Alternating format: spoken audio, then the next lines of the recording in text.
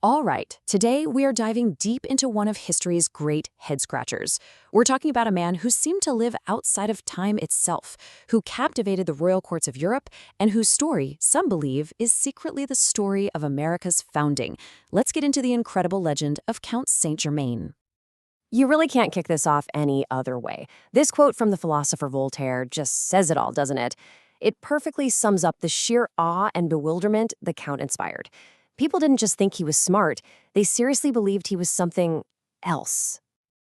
So picture this. It's the 1700s, and all across the high society of Europe, everyone is talking about this guy they called the Wonder Man. He just kind of shows up. He's this brilliant musician, a sharp diplomat, supposedly an alchemist, and he has this bottomless pit of wealth and knowledge. And get this, these were just wild rumors. These were things people consistently reported. For something like 40 or 50 years, he never seemed to age past 45. He could switch between a dozen languages without even thinking. He was a violin virtuoso, was never ever seen eating a meal, and would just casually hand out massive perfect diamonds like party favors. You start to piece it all together, and the picture you get is of someone not exactly from around here. So that's the big question, right? Who was this guy? A genius con artist who played the role of a lifetime? Or was something truly strange going on? Well, according to the source material we're exploring today, the answer is way more incredible than you can probably imagine. And this is where the story takes a wild turn. Because the theory claims the life of Count Saint Germain wasn't just about one man in the 18th century. It's about a single, immortal consciousness living out one life after another, all for a very specific purpose.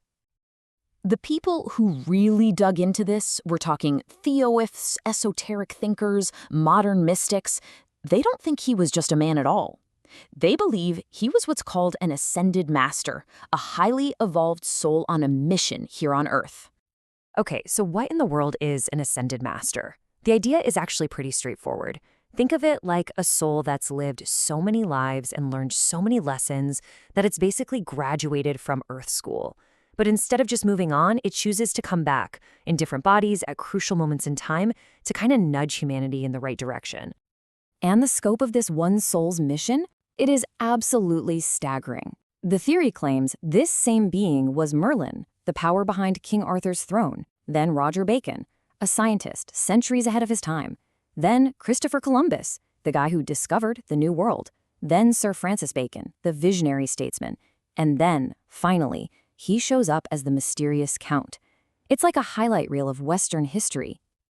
But here's the thing. According to this narrative, these lifetimes weren't just random. They were all part of a long game, all stepping stones leading to one single massive project, the creation of the United States of America. The absolute linchpin here is the Sir Francis Bacon incarnation. See, back in the 16th century, Bacon was instrumental in founding England's first permanent colony in America. But he also wrote a book called The New Atlantis, which laid out this incredible vision for a utopian society, a new world founded on liberty and enlightenment. And when you put Bacon's vision right next to the founding principles of America, the parallels are, well, they're kind of uncanny. A land of liberty? Check. Free of the old, corrupt kings of Europe? Check. A new world to kick off a golden age? You get the idea. The theory argues this wasn't a coincidence. It was literally the blueprint. And if you want a number to really chew on, how about this one? 53. According to the source material, of the 56 men who signed the Declaration of Independence, a whopping 53 of them were Freemasons, an organization that this theory claims was essentially founded by Francis Bacon himself. This leads to one of the wildest stories from that time. The legend goes that at a crucial moment when the signers were hesitating, afraid for their lives, some unknown man stood up in the gallery, gave this incredible, fiery speech that rallied them all and shouted, "Sign those documents." And then he was gone, vanished. Some believe that was Saint Germain showing up to make sure his centuries-long plan didn't fall apart at the last second.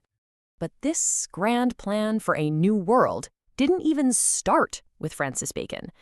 To really get where it all came from, we have to rewind the clock way, way back to the time of knights and castles. Now, we all think of Merlin as a magician, right? Casting spells and all that. But this theory reframes him as a grand architect.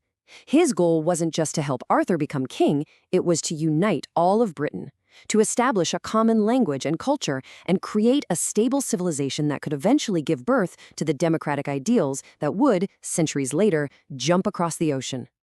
Okay, so Merlin lays the groundwork. How does his later self, Francis Bacon, carry that torch forward? Well, the answer, according to this theory, isn't found in a castle or a courtroom, but in a theater. All right, brace yourself, because this is a big one.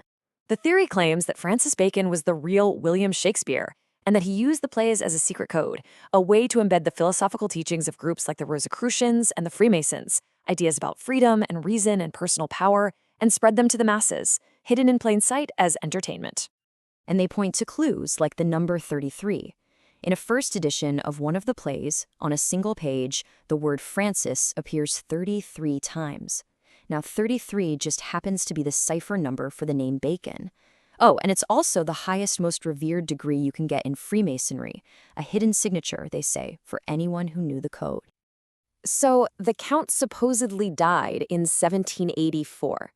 But for a guy who's supposed to be immortal, well, death isn't really the end of the story, is it? The legend of Saint Germain didn't die out. It just went underground and found a whole new audience. And sure enough, the sightings just kept coming. He was apparently spotted at Masonic meetings the year after he died. A French countess swore she met with him multiple times over the next few decades. The reports just keep popping up, right into the 20th century, from a well-known theosophist in Rome to a very famous encounter on Mount Shasta in California. Eventually, the legend started to get organized. Madame Blavatsky, who founded the Theosophical Society, officially named him one of their secret hidden masters. Then Guy Ballard, after his Mount Shasta experience, started the I Am movement, which was built around teachings he said came directly from Saint Germain. His story was alive and well. So here's the bottom line. When you pull all of these different threads together, Merlin, Columbus, Bacon, Shakespeare, Saint Germain, the theory isn't just presenting a list of weird historical oddities. It's presenting a single, unified, epic narrative, one being working behind the scenes for centuries, all for one single purpose, to help humanity wake up. And that leaves us right here with the ultimate question. Is this the real, hidden history of the world? A secret plan that's been unfolding for 1,000 years? Or is it just one of the greatest, most creative stories ever told? That's a good one to think about.